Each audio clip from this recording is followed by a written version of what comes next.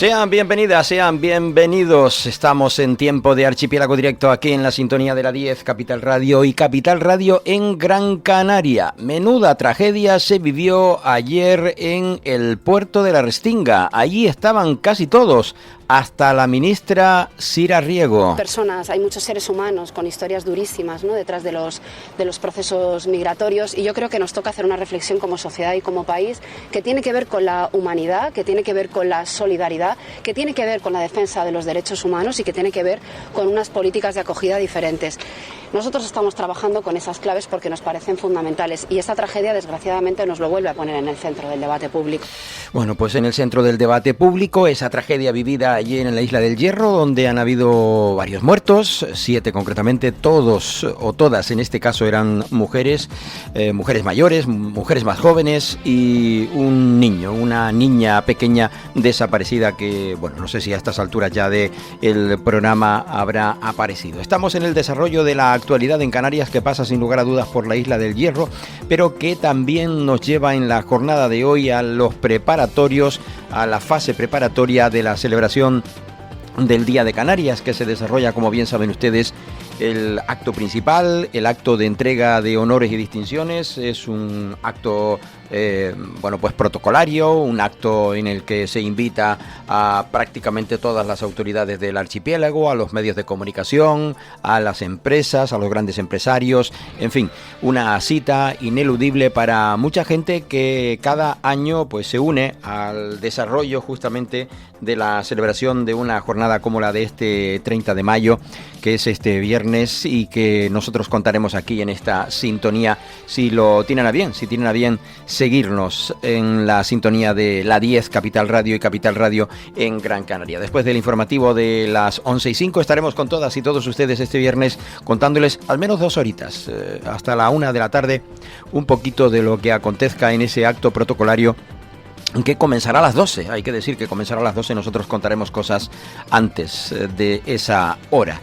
Y justamente también nos volvemos a entrar en las valoraciones de carácter político. Nos iremos hasta la isla de Fuerteventura, donde se han alegrado muchísimo, porque en esa isla han aprobado una nueva norma, una ley en el Parlamento de Canarias que le da cierta solidez jurídica a la zona de Cofete, y además protege toda esa zona protegida que tiene en ese parque natural que llegó con posterioridad. Por supuesto, estaremos en Madrid, en donde se fue el viceconsejero del ámbito social para estar en la Comisión Sectorial de Infancia y Adolescencia, que ha acabado pues como ha acabado, echándose los trastos unos a otros a la cabeza.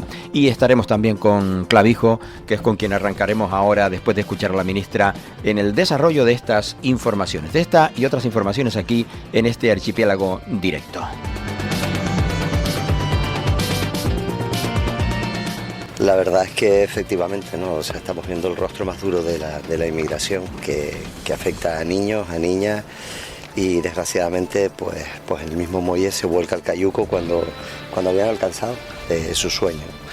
Esto es lo que nosotros denunciamos continuamente, para lo que pedimos una acción determinante de la Unión Europea, y esto es lo que en definitiva desgraciadamente se vive, y aquellos que están muy lejos en los despachos pues no son capaces de entenderlo, ¿no? Hay que estar ahí, hay que ver los bebés, hay que ver cómo se lleva a una niña en una ambulancia entubada, para que de verdad dimensionemos el auténtico drama que se vive a 80 kilómetros de Canarias, pero que se vive también en las costas canarias, ¿no?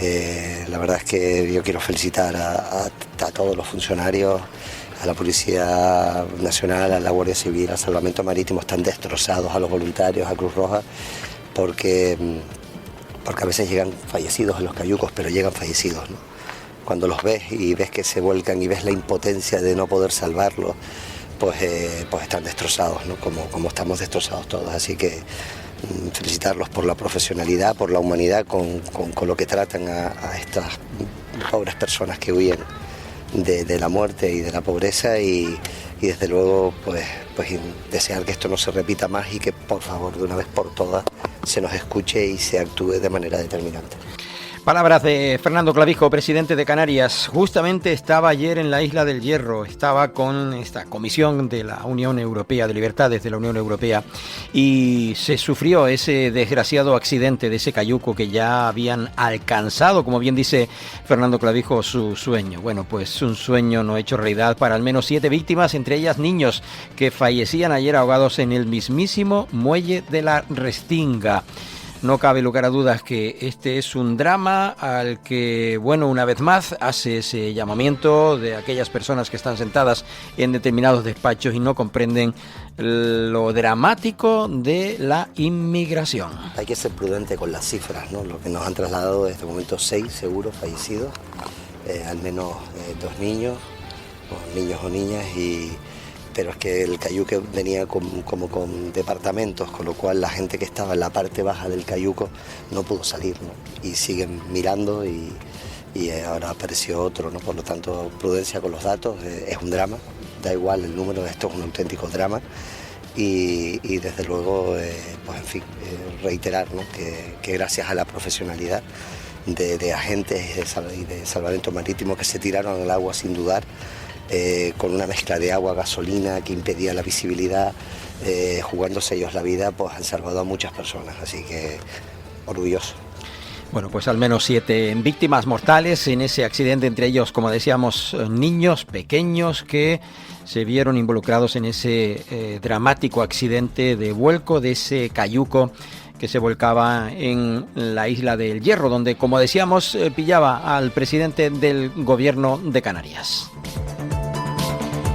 Justamente ayer el viceconsejero canario pedía de Asuntos Sociales que esta es una estación más del Vía Crucis que atravesamos en Canarias desde hace 2 años. Lo vivimos atónitos porque no entendemos cómo existe esta incomprensión ante un problema de este calibre humanitario, y de este calibre, y lo que se plantean son debates insulsos que sabemos que no van a llegar a nada. Se utiliza el bien superior del menor para decir una cosa y la contraria. Tanto la directora general de Protección de la Infancia, Sandra Rodríguez, que le acompañaba, al viceconsejero de Asuntos Sociales del Gobierno de Canarias, Francis Candil, como yo, hemos salido de nuestro asombro ante el intento de recuperar debates que no se han producido ya hace años, después de participar, como decíamos, en ese encuentro, como bien indicamos, de la Comisión Sectorial de Infancia y Adolescencia, en donde se estaban tirando cosas a la cara a los partidos políticos que es de otro tiempo, como bien decía Francis Candil, viceconsejero de Bienestar Social del Gobierno de Canarias. Dice todo esto al final de la reunión de la Comisión Sectorial de Infancia y Adolescencia celebrada en Madrid, lejos de entender la urgencia ante el deterioro precisamente de los recursos en la atención a menores migrantes no acompañados que estamos viviendo en Canarias, generan debates que entendemos con la entrada en vigor del Real Decreto que modifica el artículo 35 deberían estar ya más que superados. Sin embargo, esto no es así hoy en día. Pues hoy hemos, en esta comisión preparatoria de la conferencia sectorial, asistido a un episodio más del serial interminable al que algunas personas y algunas comunidades parecen querer llevar la situación que se vive en Canarias, y lejos de terminar de entender la urgencia, el deterioro que se va produciendo con el paso del tiempo en los recursos y en la situación que vive Canarias en la atención a los menores migrantes, pues se vuelven a plantear la apertura de debates que entendemos que ya están cerrados. Además, porque existe un decreto aprobado, convalidado, y que creemos que finalmente es el que se va a aplicar, porque todo nos hace pensar que no va a haber acuerdo político en torno a modificación de criterios y nada por el estilo. Canarias lleva 2 años clamando en soledad la necesidad de que haya una respuesta como Estado a la situación que se vive en la comunidad autónoma. Esa respuesta ha venido por esa modificación del artículo 35 y no tenemos ninguna duda de que va a ser finalmente la solución que se dé al problema de la crisis migratoria en Canarias. Más allá de esto, pues todo lo que vemos son intentos a veces de enturbiar el debate. Es verdad que puede haber en alguna ocasión alguna confusión de datos, pero también somos conscientes de lo novedoso que es este decreto y lo que supone como respuesta a la situación de la crisis migratoria. Luego entiendo que más allá de buscar la generación de confusión, la generación de complicarlo todo, si hubiera una actitud más colaboradora en muchos casos por muchas comunidades autónomas, seguro que estábamos en una situación bien distinta. Mientras tanto, tenemos que seguir recordando, hoy ha habido 5 fallecidos ya en el Hierro, en la isla del Hierro, con el vuelco de un cayuco que llegaba al puerto, 5 personas que han muerto. Canarias sigue viviendo una crisis migratoria que algunas y algunos parecen no haber entendido. Insistimos, la solución finalmente y la tranquilidad que tenemos ahora en Canarias es que hay un decreto, de que hay una ley que hay que aplicar y que esperamos que se aplique sin ninguna duda, sin ningún ambaje, y eso es lo que le seguimos pidiendo al Estado. Ahora tenemos una norma, ahora tenemos una ley. Aplíquese. Una ley que se debe aplicar, según Francis Candil, pero donde hay muchas comunidades que están tratando por todos los medios, bueno, están algunas comunidades concretamente que han recurrido, como bien sabemos, a ese decreto ley que impide que se hayan ya empezado a distribuir los niños migrantes no acompañados de la Comunidad Autónoma de Canarias, lo cual, pues como decíamos, el Gobierno de Canarias y concretamente el viceconsejero Francis Candil no terminaba de entender. El Ministerio es consciente, ahora se tiene que convocar la conferencia sectorial, el Ministerio es consciente que todo el debate político lo que ha venido a hacer en muchos casos es emponzoñar todo esto, a dar la parte más fea de la política y lejos de concienciar de que estamos ante una crisis humanitaria, pues liarla en la política, como digo, con la parte más lamentable de la política en España. Yo creo que esto nos está retratando como Estado y yo creo que a nivel internacional no es buena la imagen que se traslada, desde luego, con lo que cuesta cerrar acuerdos en torno, insisto, a una crisis humanitaria. Bueno, pues está enfrentando Canarias a esa crisis humanitaria, no es comprendida desde algunas de las comunidades que tratan por todos los medios pues de empozoñar, como bien decía el viceconsejero, este asunto. Bueno, pues que esta es una estación más del Vía Crucis que atravesamos en Canarias desde hace 2 años y lo vivimos atónitos porque no entendemos cómo la incomprensión ante el problema humanitario, lo que planteamos son pues debates insulsos que sabemos que no van a llevar a nada.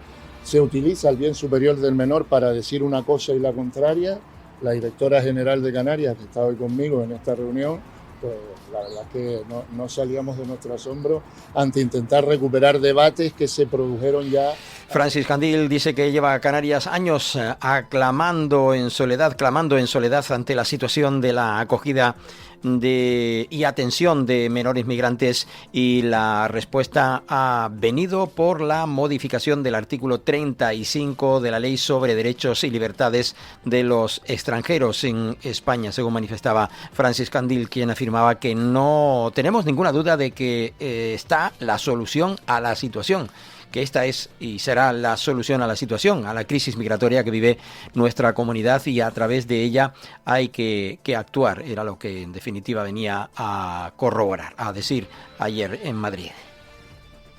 No van a plantear. Yo no voy a ponerme a señalar en ninguna comunidad autónoma, que ellos aclaren cuál es su posición y lo que nos gustaría desde luego es saber. No quiso aclarar si había alguna comunidad en concreto que le pareciera a que fuera, bueno, pues una u otra la que no quiere o no ha decidido tomar parte de la distribución de los menores. No quiso entrar en ello. El punto de fricción los vamos creando. Cuando llegamos a acuerdos, cuando llegamos a consensos, nos inventamos otros puntos de fricción. ¿Y cuál ha sido hoy? Hoy son los criterios con los que se establece cuáles son las cargas que puede tener la comunidad autónoma.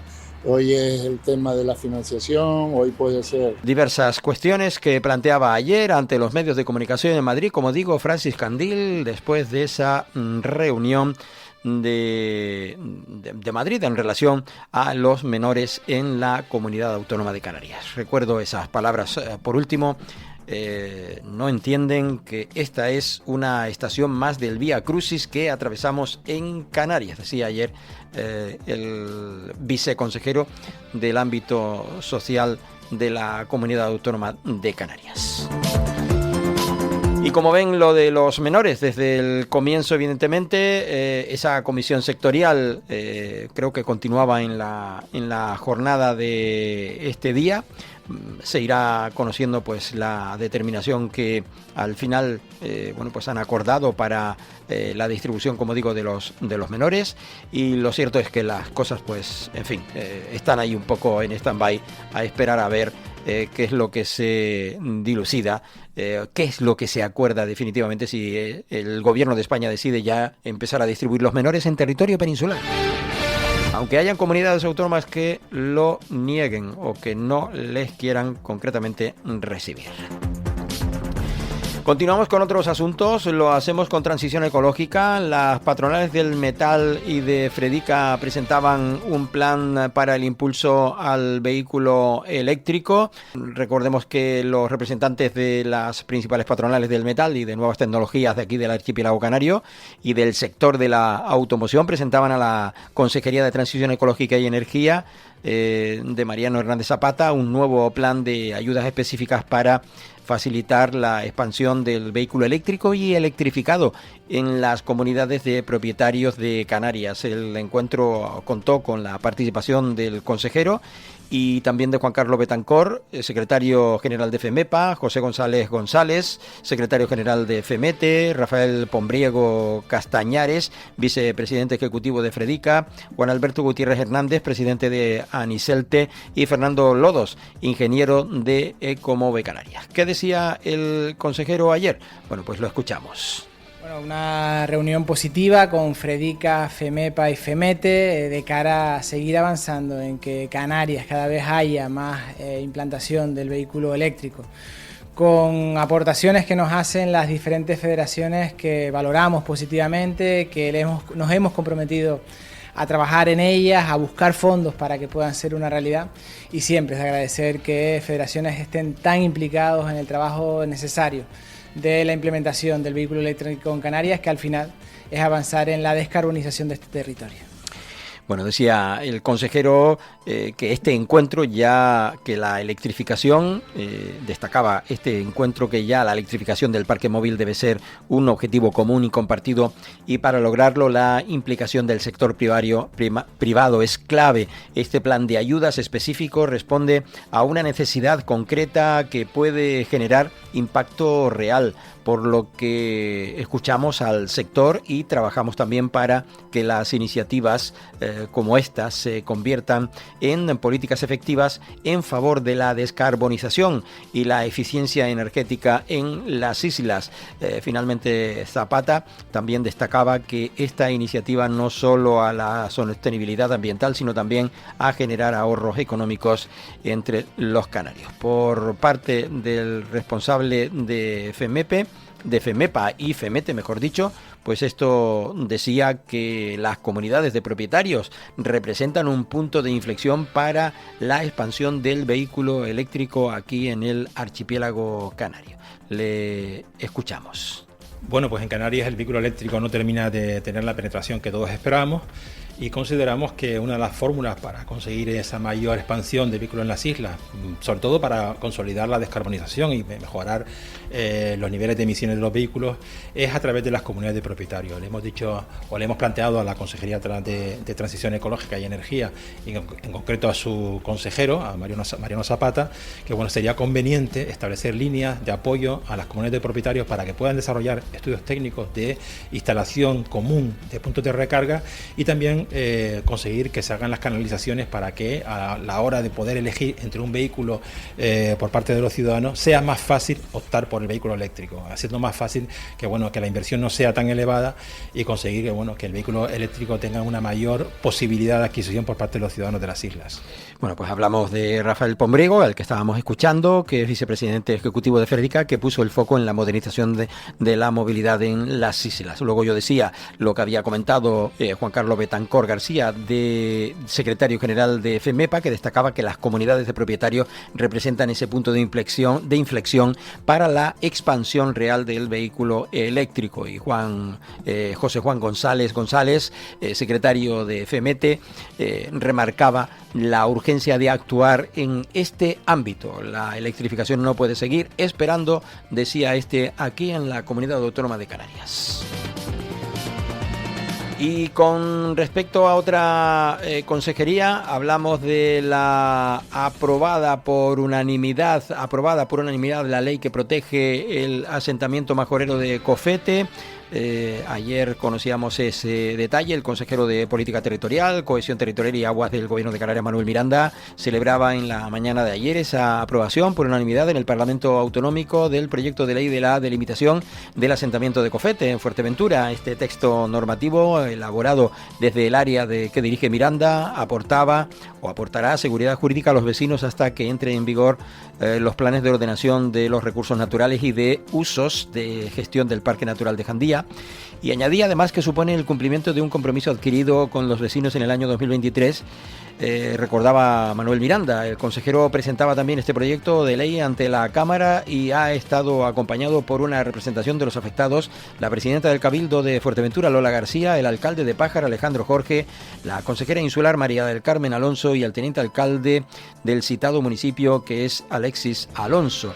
Bueno, pues todos ellos tuvieron la oportunidad de manifestarse ayer, como digo, en el Parlamento de Canarias. Escuchamos a Manuel Miranda en primer lugar. El Parlamento de Canarias acaba de aprobar una ley muy importante para el asentamiento de Cofete, para Fuerteventura y también para la Consejería de Política Territorial. Es nuestra primera iniciativa que ha sido consolidada como ley y nos encontramos muy satisfechos, sobre todo por el trabajo técnico que se ha hecho y que ha conseguido que en un escaso margen de un año pues tengamos ya esta ley aprobada.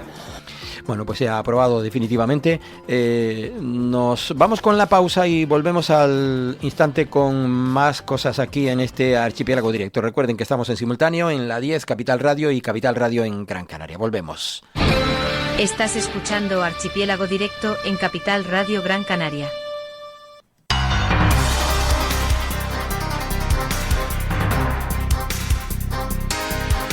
Bueno, volvemos con todas y todos ustedes al tiempo de Archipiélago Directo. Estábamos escuchando al consejero de Política Territorial del Gobierno de Canarias, hablando de esa norma aprobada y que, bueno, pues pone las cosas en su sitio y además garantiza la legalidad de ese lugar, como es Cofete, en la isla de Fuerteventura. Estábamos escuchando en una primera intervención al consejero en el que, bueno, pues se había conseguido la aprobación de esta ley. Le seguimos escuchando y seguimos escuchando también a los demás protagonistas con respecto a esta nueva ley aprobada por unanimidad en el Parlamento de Canarias. Es un proyecto de ley de delimitación del asentamiento de Cofete en la isla de Fuerteventura. Seguimos escuchando a Manuel Miranda.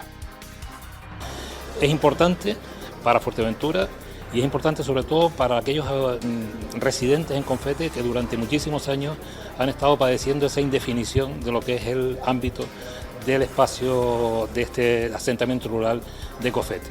Hoy se aclara esa situación, hoy se da seguridad jurídica y yo creo que es un día para estar contentos porque los ciudadanos de Cofete, las personas afectadas, hoy tienen una solución. Queda camino por recorrer, queda que ordenar el espacio, pero ya es el primer paso. Ya está con rango de ley la situación de organizar y darle sentido a ese asentamiento rural. Por lo tanto, es importante para nosotros. Quiero agradecer al Ayuntamiento, al Cabildo, asentamiento rural, agradecimientos, como dice, al resto de las instituciones. ¿Qué va a suponer esto, don Manuel Miranda? Los vecinos ya saben que que sus viviendas están dentro de un asentamiento rural y que el suelo en el cual están dentro del cual se encuentran es un asentamiento rural. Antes quedaba la duda de si era un espacio protegido o no, pero ya hoy con esta delimitación saben todos los vecinos que sus viviendas están en un asentamiento rural. Eso les da una seguridad jurídica y sobre todo les da confianza para seguir trabajando y que en el futuro, a través del plan rector de uso y gestión de esa zona, pues que puedan tener ya su espacio ordenado y convenientemente urbanizado. Bueno, pues aclara la situación jurídica de cada una de las viviendas, decía Manuel Miranda. Lo que queremos es que los ciudadanos sepan a qué atenerse ante cualquier eventualidad y en este caso ya saben que sus viviendas están dentro de un asentamiento rural y que no va a haber ningún tipo de problema en cuanto a las interpretaciones del suelo en el cual se encuentran. Bueno, y que puedan ser susceptibles de demolición, que es lo que peor siempre pensamos cuando tenemos una vivienda en un determinado sitio donde nos la han dejado construir, ha pasado el tiempo y resulta que de repente pues viene la delimitación marítimo-terrestre o el que estamos dentro de un asentamiento rural, fuera de él, en un lugar protegido, en fin. ¿Qué dice la presidenta del Cabildo de Fuerteventura, doña Lola García? Ha sido un trabajo coordinado primero con los vecinos, Ayuntamiento de Pájara, Cabildos y Gobierno de Canarias, y ahora nos corresponde seguir trabajando porque ya estamos trabajando en los instrumentos de planificación del espacio natural de Jandía, tanto sea el POR como el PRU, para ordenar ya esa delimitación dentro y saber los usos que pueden hacer, pero siempre contando y de la mano de ayuntamientos y vecinos de Cofete. Sobre todo, insisto, para proteger medioambientalmente ese territorio que es único y que nos hace diferentes en Fuerteventura, y ese territorio, como digo, que podamos disfrutarlo con todas las garantías, sobre todo de las personas que viven allí. Bueno, que se pueda proteger ese espacio de Cofete, de la isla de Fuerteventura, resaltaba la presidenta del Cabildo de Maxorata. Ha sido un trabajo coordinado primero con los vecinos, Ayuntamiento de Pájara, Cabildos y Gobierno de Canarias, y ahora nos corresponde seguir trabajando porque ya estamos trabajando en los instrumentos de planificación del espacio natural de Jandía, tanto sea el POR como el PRU, para ordenar ya esa delimitación dentro y saber los usos que pueden hacer, pero siempre contando y de la mano de ayuntamientos y vecinos de Cofete. Sobre todo, insisto, para proteger medioambientalmente ese territorio que es único y que nos hace diferentes en Fuerteventura. Y bueno, pues ese es el enfoque que ha querido darle la presidenta del Cabildo de la isla de Fuerteventura para proteger ese espacio. Vamos a oír lo que decía el alcalde de Pájara. Es un paso muy importante en la protección de Cofete.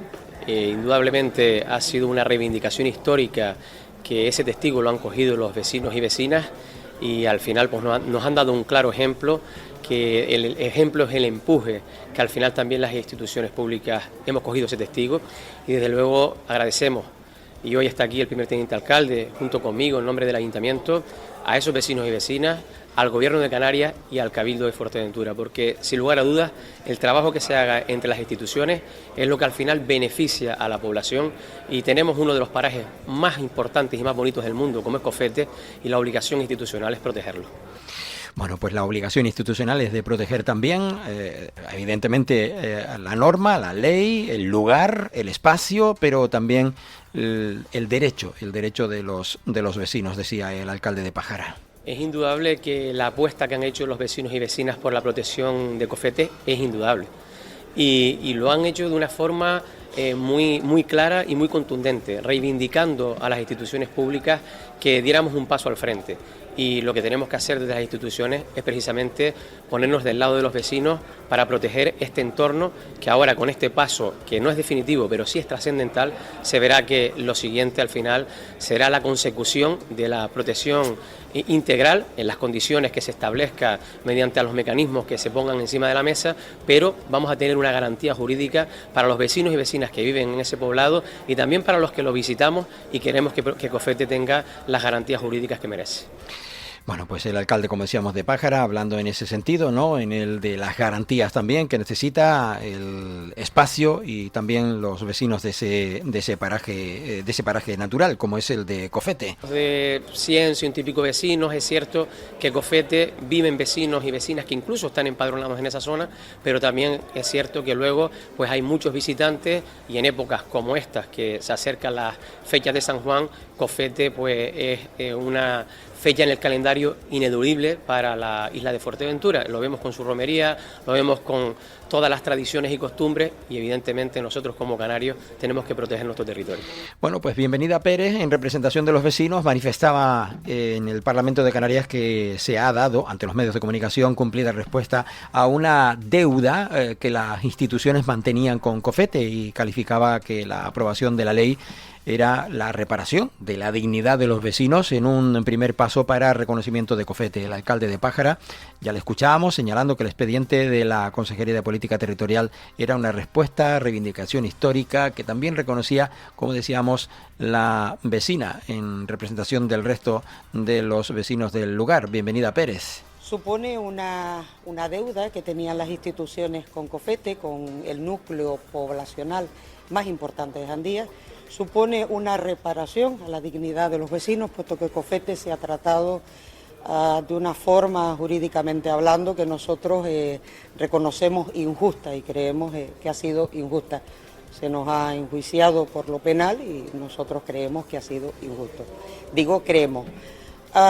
Esto es una primera piedra que ponemos en la lucha para el reconocimiento de Cofete. No solo es un nombre, es un pueblo que, por cierto, tiene más de 200 años, ni los propios vecinos octogenarios ni nonagenarios de Cofete saben datar la identidad de Cofete, hay viviendas que no sabrían ellos datarla, y esto, como decía, es una primera piedra y aprovechamos para instar a las instituciones a que agilicen los planes de ordenación menor, los planes insulares, que tienen que salir desde el Cabildo con la colaboración, por supuesto, necesaria de las instituciones locales.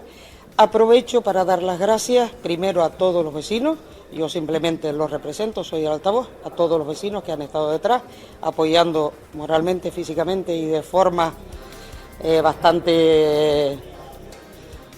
Me acabo de emocionar. Hemos pasado momentos crudos.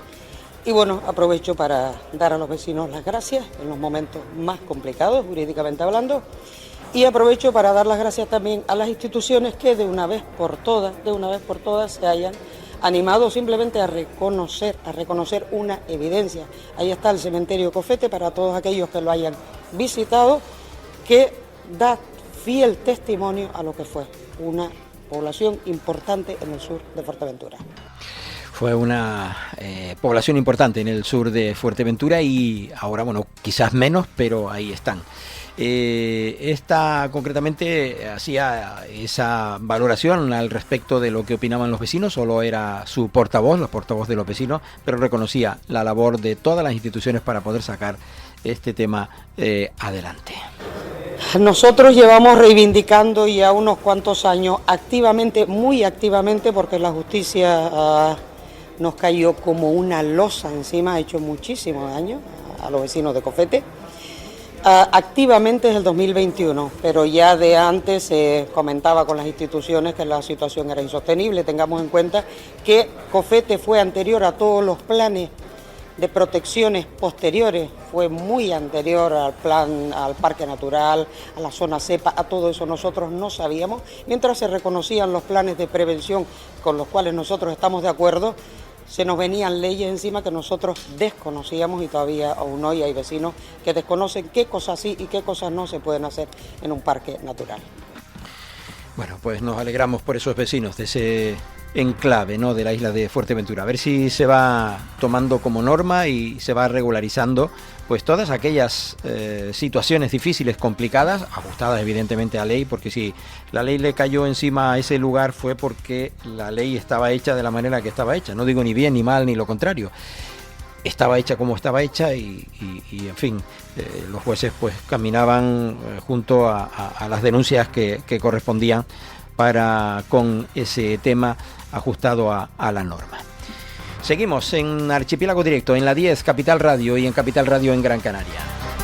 El acto institucional del Día de Canarias, que transmitiremos en esta sintonía a partir de las 11:05 de la mañana, en la jornada de mañana de este viernes, une tradición y modernidad con una propuesta escénica con más de 60 artistas. Nosotros hemos estado en la jornada de ayer en la mañana en el auditorio donde se va a desarrollar este evento, que ha querido el Gobierno de Canarias llevarlo a la hora del mediodía, y de hecho el propio viceconsejero, mejor dicho, de Presidencia, Alfonso Cabello, presentaba esos detalles técnicos ayer, artísticos del acto institucional del Día de Canarias, que se celebra este viernes día 30 en el Alfredo Kraus de Las Palmas de Gran Canaria. Estuvo ahí con los directores artísticos Julio Tejera y Mario Vega, y ellos explicaban la propuesta del espectáculo de apertura del evento, que implicará a más de 60 artistas, tal y como le explicaba a los medios que asistíamos ayer al auditorio. El próximo día 30 de mayo celebramos el orgullo de quienes somos, y al final se construye en base a un espectáculo, en base a una idea artística,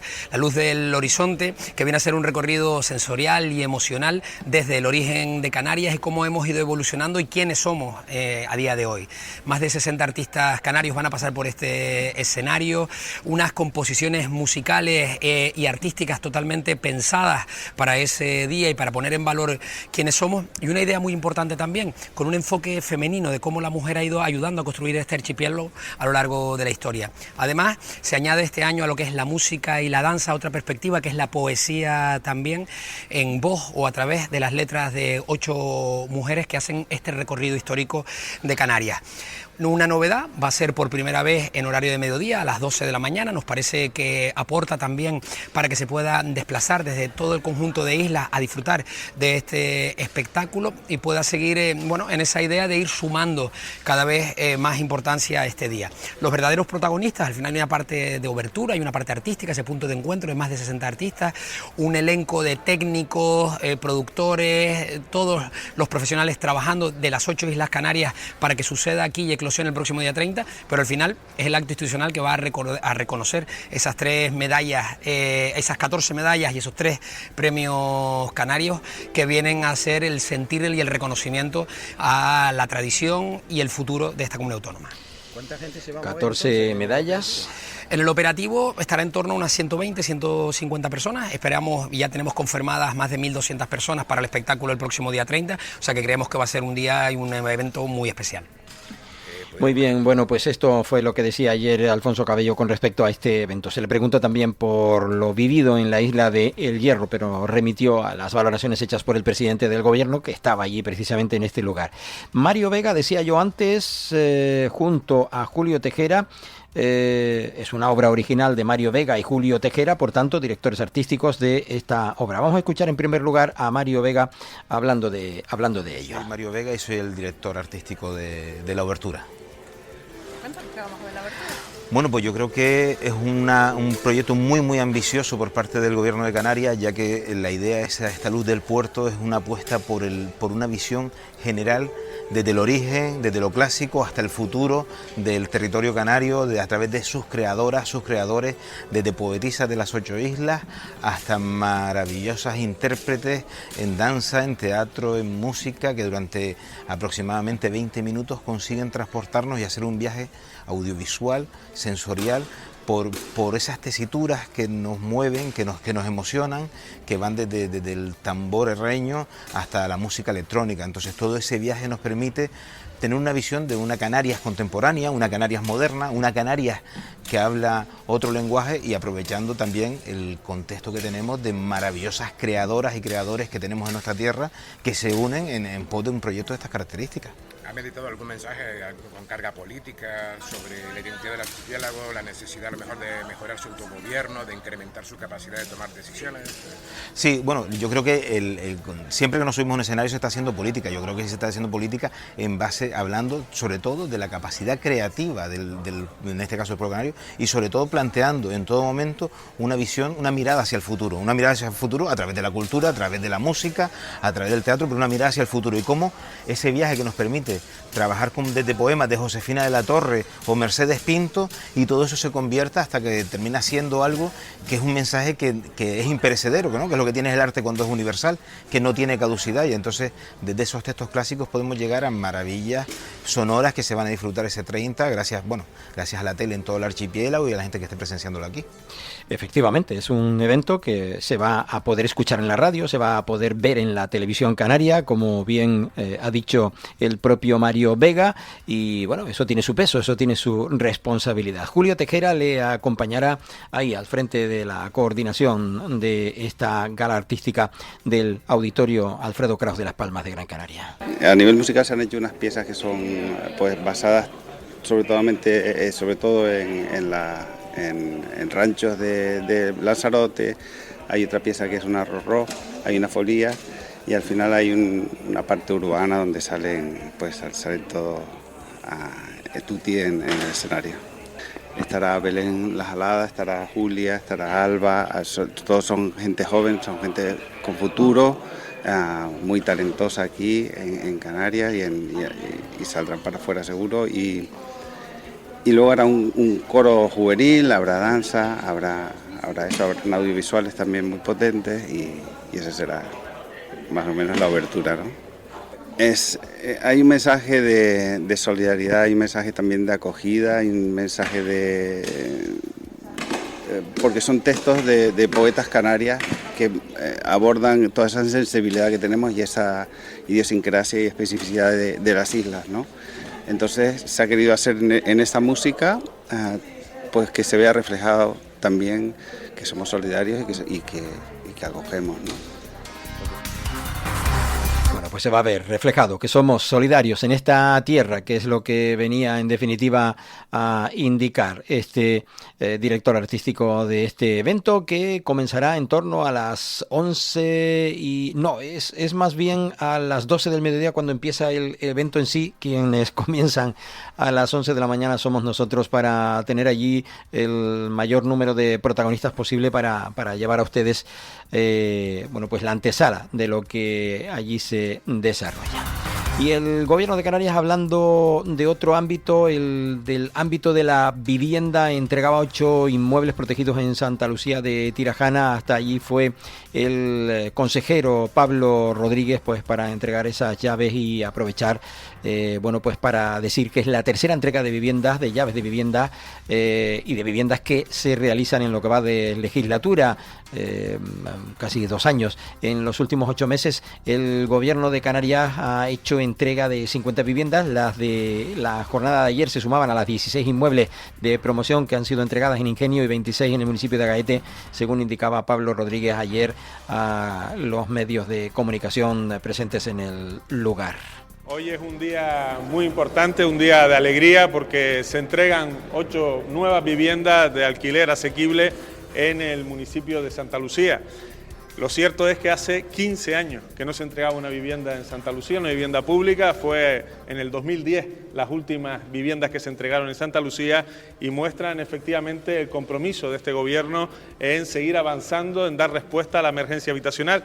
De hecho, hace unas pocas semanas anunciábamos la adquisición de otro edificio inacabado como este, de 18 viviendas también en Santa Lucía, que podremos entregar seguramente el próximo año cuando lo finalicemos y lo pongamos a punto. Es decir, esta línea de adquirir edificios inacabados, edificios que quedaron a medias de la crisis financiera, creo que es una vía muy interesante, muy productiva para tratar de dar respuesta, para incrementar la oferta de alquileres asequibles de manera mucho más rápida. Construir un edificio al final no tarda menos de 20 meses, con todos los trámites además administrativos que conllevan, y en cambio con esta vía pues evidentemente los tiempos se reducen de manera considerable. Por lo tanto, viviendas dignas, viviendas asequibles, viviendas que dan la oportunidad a 8 familias a construir un hogar, a construir un proyecto de vida a través de las viviendas. Ese es el objetivo. Al final siempre estamos hablando de vivienda, no somos los únicos, pero la vivienda no es un bloque, la vivienda no es solo un edificio, es un hogar, es la posibilidad de construir un proyecto de vida, y eso es precisamente lo que hoy 8 familias van a poder hacer a partir de ahora. Se entregaba más que un techo, es la puerta a una nueva oportunidad, a la tranquilidad de un hogar seguro y digno para Canarias, decía Pablo Rodríguez ayer.